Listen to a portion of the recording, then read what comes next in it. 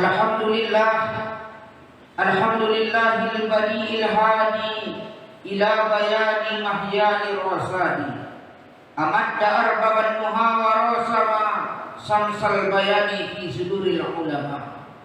Wassalatu wassalamu ala nabiyil karim wa ala alihil mutahhirin wa ashabihil warithin li ahkami syari'atihi ila yaumiddin. Ashhadu an la ilaha illallah wahdahu la syarika lah wa ashhadu anna Muhammadan abduhu wa rasuluh. Allahumma salli wa sallim wa barik ala sayyidina Muhammad wa ala ali sayyidina Muhammad.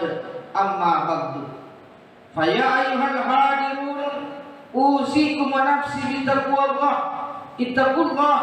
Ittaqullaha haqqa tuqatih wa la tamutunna illa wa antum muslimun. Qala Allah Ta'ala fil Qur'anil Karim, Bismillahirrahmanirrahim. Ya ayyuhalladzina amanu isbiru wa sabiru wa rabitu wattaqullaha la'allakum tuflihun. Shadaqallahul azim. Ma'asyiral muslimin, jamaah salat Jumat yang dirahmati oleh Allah. Alhamdulillah, mari sama-sama kita ucapkan sebagai bentuk rasa syukur kita atas segala nikmat yang Allah anugerahkan, sehingga di saat sekarang ini kita masih mau mempergunakan nikmat yang Allah berikan untuk beribadah mengabdikan diri kepada Allah Subhanahu wa Ta'ala. Salawat dan salam keharibaan baginda Rasulullah sallallahu alaihi wasallam. Allahumma shalli ala sayyidina Muhammad wa ala ali sayyidina Muhammad. Assalamu alayka ya Nabi Allah. Assalamu alayka ya Rasulullah. Assalamu alayka ya Habibullah. Semoga kita semua termasuk umat yang mendapat syafaat dari beliau. Amin ya Allah ya Rabbal alamin. Selaku khatib dalam kesempatan kali ini, tidak pernah lupa mengingatkan diri khatib pribadi dan kepada jamaah salat Jumat semuanya. Mari sama-sama kita meningkatkan kualitas ketakwaan kita kepada Allah Subhanahu wa Ta'ala. Takwa dalam arti yang sebenarnya, yakni dengan melaksanakan segala perintah Allah dan menjauhi segala larangan Allah. Ma'asyiral muslimin, jamaah salat Jumat yang dirahmati oleh Allah. Al-Imam Abil Barakat Syekh Ahmad bin Muhammad Ad-Dardir menuliskan di dalam kitab Syarah Dardir Mi'raj halaman 23. Kitab ini merupakan salah satu kitab yang membahas tentang perjalanan Isra wal Mi'raj Rasulullah sallallahu alaihi wasallam yang beliau ambil dari beberapa hadis, kemudian dikumpulkan menjadi satu kesatuan perjalanan Isra wal Mi'raj dari awal sampai akhir. Di kitab ini, di halaman 23, beliau menuliskan ketika Rasulullah sallallahu alaihi wasallam sudah berada di Sidratul Muntaha di bawah naungan aras, Rasulullah sallallahu alaihi wasallam melihat ada sekelompok orang yang beliau tidak mengetahui secara pasti golongan siapakah itu. Kemudian Rasulullah sallallahu alaihi wasallam bertanya kepada Allah Subhanahu wa Ta'ala, "Ma hadza amalakum?" Ya Allah, golongan siapakah ini? Apakah ini golongan para malaikat? Kemudian Allah menjawab, "La, bukan." Anabiyun, apakah ini golongan para nabi? Allah kemudian menjawab, "Bukan." Bukan malaikat, bukan nabi, bukan rasul, tapi Allah tempatkan mereka nanti di tempat yang sangat mulia di hadapan Allah Subhanahu wa Ta'ala. Allah akan tempatkan ruhnya nanti di Sidratul Muntaha.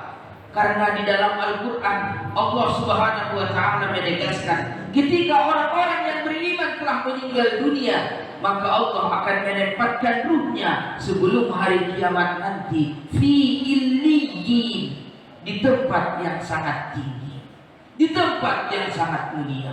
Ketika Isra wal Mi'raj ini, Rasulullah telah melihat secara langsung ada sekelompok orang yang sangat Allah muliakan, ditempatkan ruhnya nanti di bawah naungan aras di Sidratul Muntaha.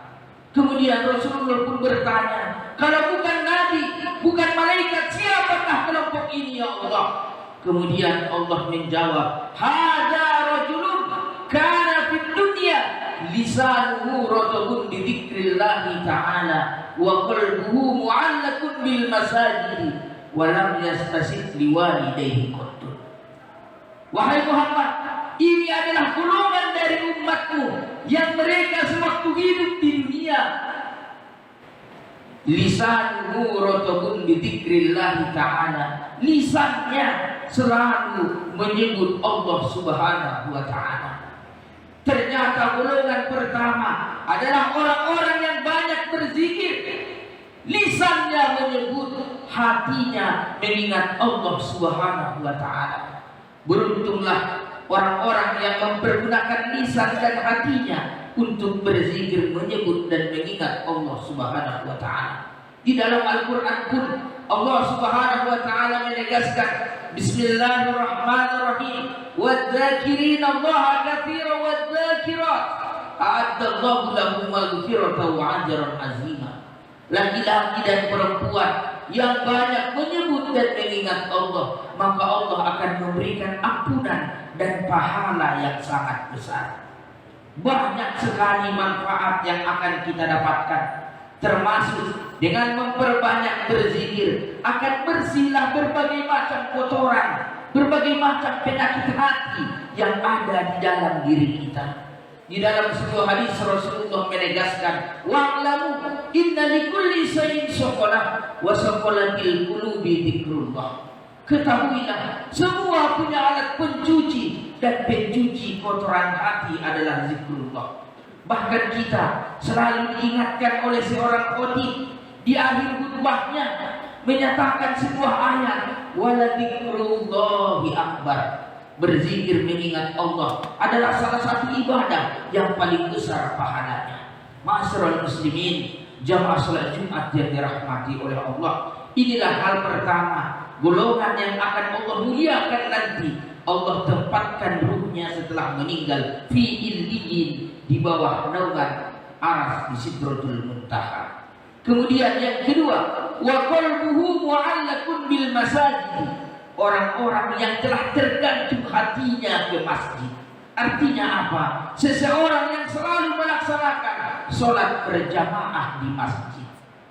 Apalagi kita, seorang laki-laki, maka yang paling utama adalah melaksanakan sholat berjamaah di dalam masjid.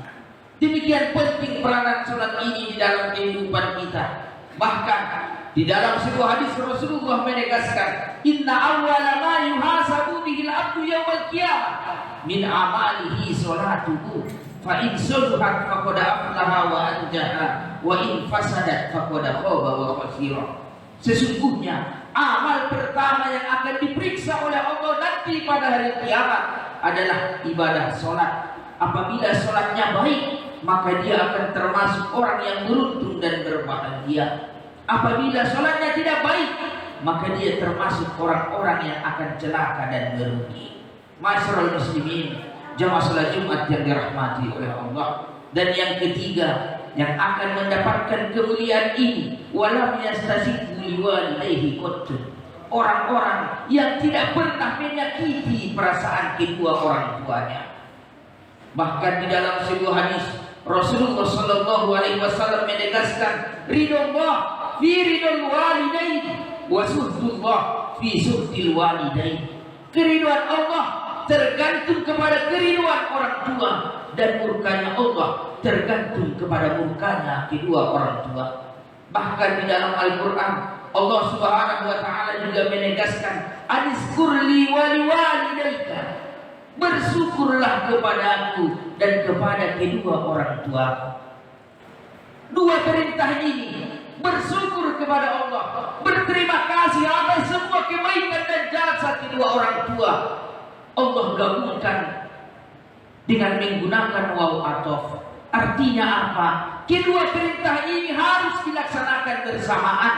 Allah tidak akan menerima rasa syukur kita tanpa kita berterima kasih kepada kedua orang tua kita. Ma'asyiral muslimin, jamaah salat Jumat yang dirahmati oleh Allah. Mungkin cukup sekian khutbah singkat yang khotib sampaikan. Sekali lagi khotib ingatkan kepada kita semuanya, 3 golongan yang akan Allah berikan kemuliaan kepada mereka nantinya setelah kematian kita. Allah akan tempatkan ruhnya di bawah naungan aras di Sidratul Muntaha. Yang pertama adalah orang-orang yang sewaktu hidup di dunia ini mempergunakan lisan dan hatinya untuk menyebut dan mengingat Allah Subhanahu wa taala. Yang kedua, orang-orang yang selalu melaksanakan sholat berjamaah di masjid. Dan yang ketiga, orang-orang yang selalu berbakti dan menyenangkan, membahagiakan kedua orang tuanya. Semoga Allah Subhanahu wa taala selalu memberikan hidayah dan inayah kepada kita semua sehingga kita bisa melaksanakan 3 hal ini dengan sebaik-baiknya. Amin ya Allah ya rabbal alamin. Barakallahu li wa lakum fil Qur'anil azim wa nafa'ani wa iyyakum bima fihi minal ayati wa dzikril hakim. Wa taqabbal minni wa minkum tilawatahu innahu huwas samiul alim.